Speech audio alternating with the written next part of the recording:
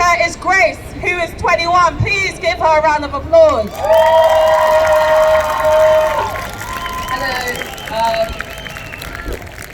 I'm not very good at speaking to large audiences, so please allow me if I stutter for a little bit. No, it's cool, I'm fine.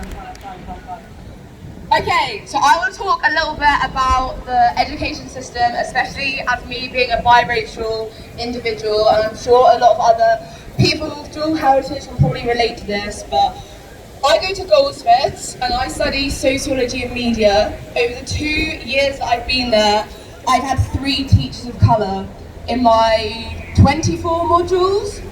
And from a university that prides itself on being so liberal and so inclusive and diverse, how can I expect to feel supported by the system that doesn't represent me at all? I'm taught colonialism by 50-year-old white men, talking almost as if they're talking down to me, and they single me out. I'm the only black person in the class. When the colonialism subject comes on, all eyes on me. How am I meant to feel in a system that doesn't support me and doesn't cover my history? Okay, so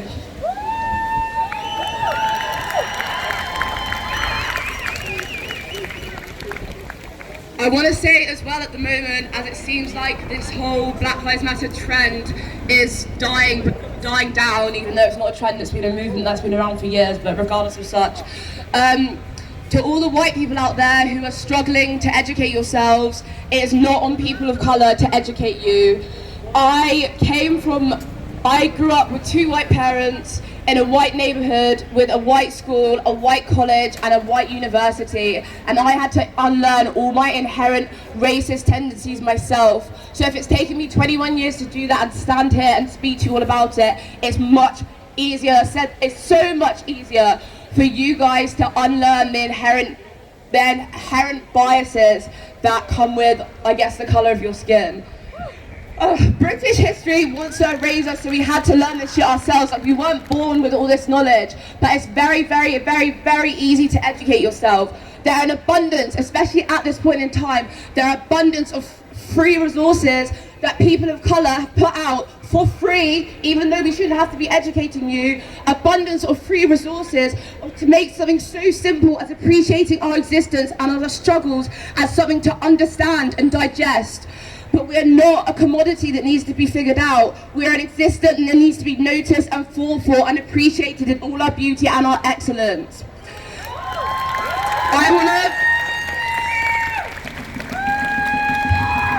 That's all I kind of had to say on the education bit, but I just wanted to wrap it up with something a little bit cohesive on a project I've been doing on black hair, and this is just a piece I wrote. I hope it resonates with some people because it's very personal to me. So,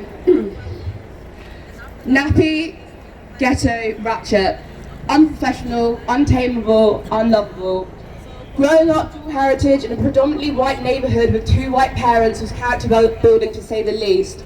I've always been different to others, often told I was too loud, too much, too consuming and too intense for meaningful and lasting relations. But what set me most apart was my hair.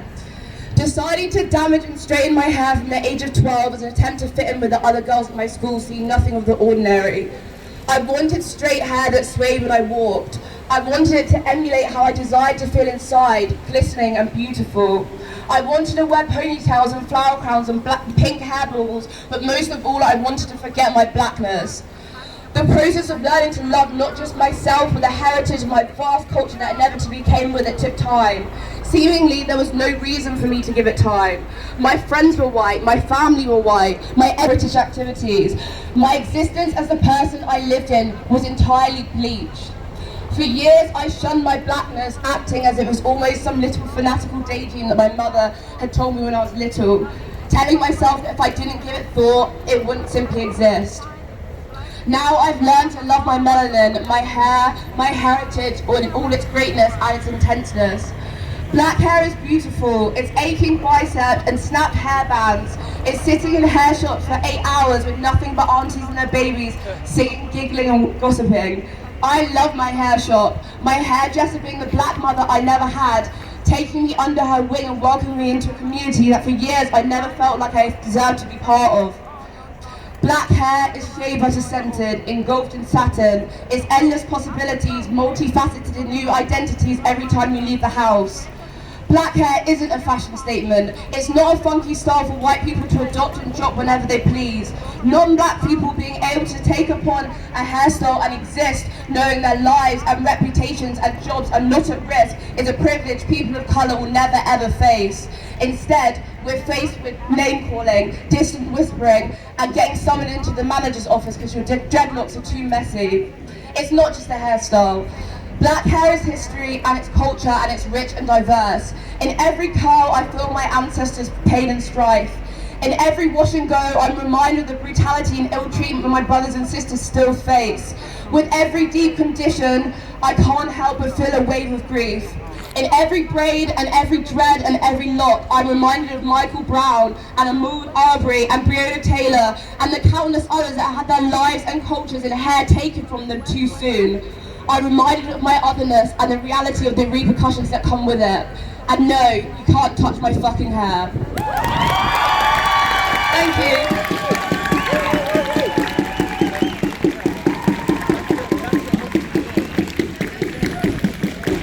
Hello everyone, good afternoon everyone. Thank you. First of all, I would like to say thank you very much for standing for the right one.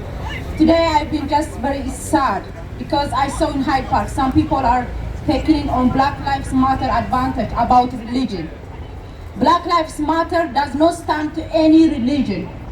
Black people are dying, it's not because they are religion, it's because they are black. In China, just a month ago in China, they were not allowed to shop because they are black. In Saudi, in Lebanon, there are so many black women. They are working without salary, like a slave. Do not please, on Black Lives Matter, do not take advantage about religion. Stand for human rights. Stand for human rights, please. France is taking 58 billion US dollars from Africa. And France is treating black people in France as animals. Black African farmers are forcing to work as hard for France just to survive their daily life. How dare you, France? We are fighting for democracy, for freedom, for fairness, for equality.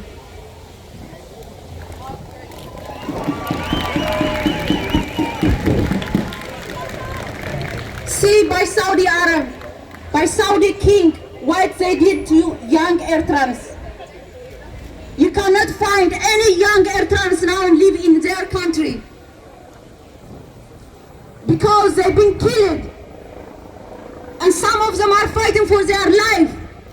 Still in 21st century, in our society, they are trying to divide us about religion.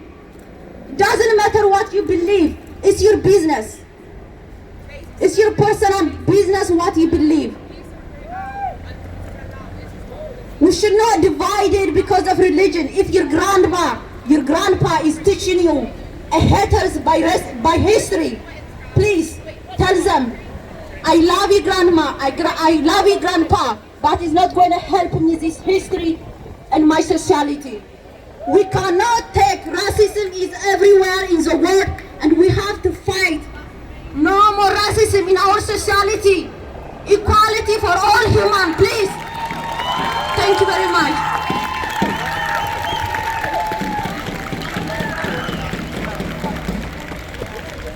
No justice.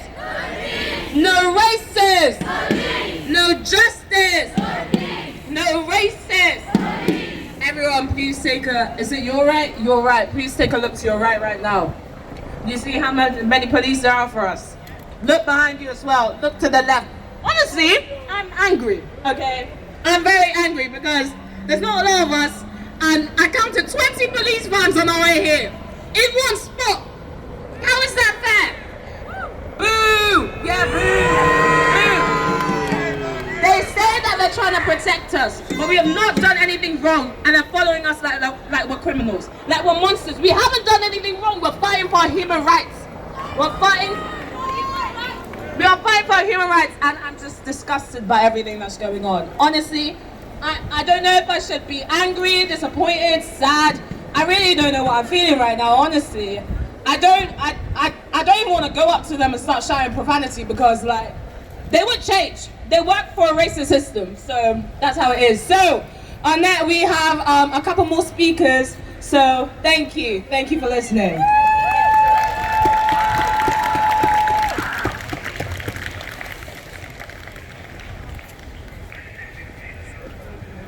Hey everyone, I'm Xanthi. Can you all hear me?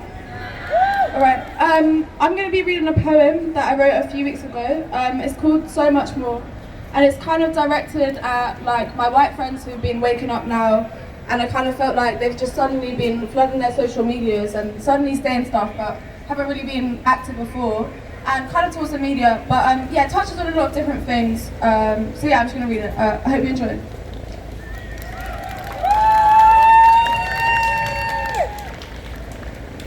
I am black, mixed race. To see some of the world wake up, well, that's just great.